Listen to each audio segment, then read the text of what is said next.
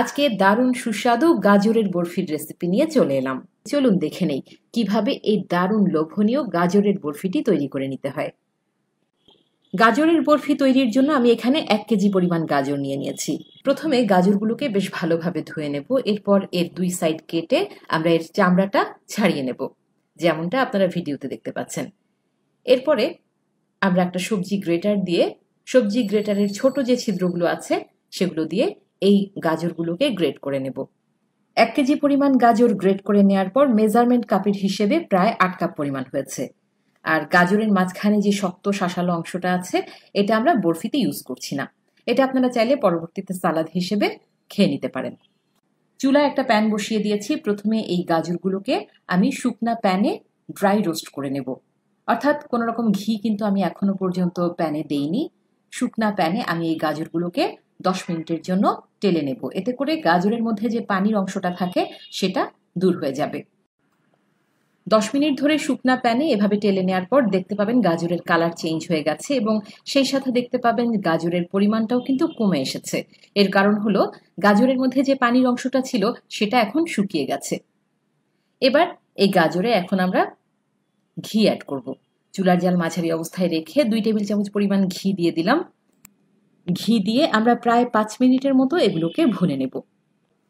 প্রিয় দর্শক, আজকে আমি এখানে 1 কেজি পরিমাণ গাজরের বরফি তৈরি করছি, তবে আপনারা চাইলে হাফ কেজি পরিমাণ গাজর দিয়েও এই বরফিটা তৈরি করে নিতে পারেন। সেই ক্ষেত্রে অন্যান্য উপকরণগুলো অর্ধেক হয়ে যাবে। প্রায় 4 থেকে 5 মিনিট আমরা এই গাজরগুলোকে ঘিয়ে ভালোভাবে ভুনে নিলাম।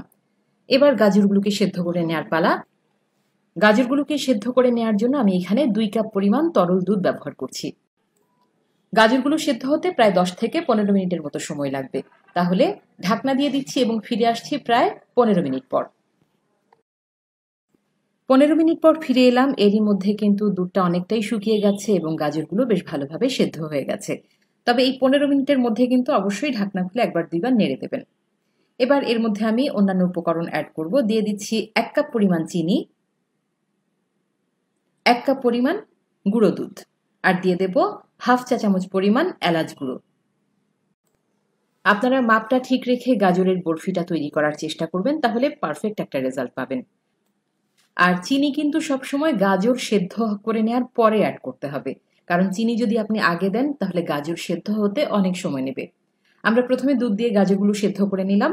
সেদ্ধ করার পরেই কিন্তু চিনিটা অ্যাড করলাম। চিনি দেওয়ার ফলে দেখতে পাচ্ছেন গাজরের মিশ্রণটা অনেকটাই পাতলা হয়ে গেছে, কারণ চিনি থেকে পানি বের হয়েছে।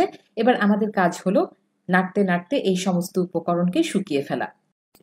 এই কাজটা অবশ্যই খুব ধৈর্য নিয়ে করতে হবে, কারণ সবচেয়ে বেশি সময় কিন্তু এই পর্যায়ে এসেই লাগে। আমরা যদি গাজরের বরফি তৈরি করতে চাই তাহলে কিন্তু আমাদের মিশ্রণটা এমন পর্যায়ে নিয়ে আসতে হবে যাতে করে গাজরের মধ্যে কোনো রকম পানির অংশ না থাকে। প্রায় 30 মিনিটের মতো নেড়ে চেড়ে নেওয়ার পর দেখতে পাবেন যে সমস্ত উপকরণ এরই মধ্যে শুকিয়ে গেছে। এই পর্যায়ে আমরা এতে আরো 2 টেবিল চামচ পরিমাণ ঘি অ্যাড করে দেব। ঘিটা দিয়ে আরো প্রায় 10 থেকে 15 মিনিট আমাদের নেড়ে নিতে হবে, কারণ এখনো কিন্তু মিশ্রণটা অনেকটাই ভেজা। আমাদেরকে পুরোপুরি শুকিয়ে নিতে হবে গাজরের বরফি তৈরি করার জন্য। তাহলে ফিরে আসছি আরো প্রায় 15 মিনিট পর। আরো প্রায় 15 মিনিট পর ফিরে এলাম। এবার আপনারা নিশ্চয়ই ভিডিওতে দেখে বুঝতে পারছেন যে মিশ্রণটা অনেকটাই শুকিয়ে গেছে এবং এটা কিন্তু প্যানের গা ছেড়ে আসছে, প্যানে আর লাগছে না।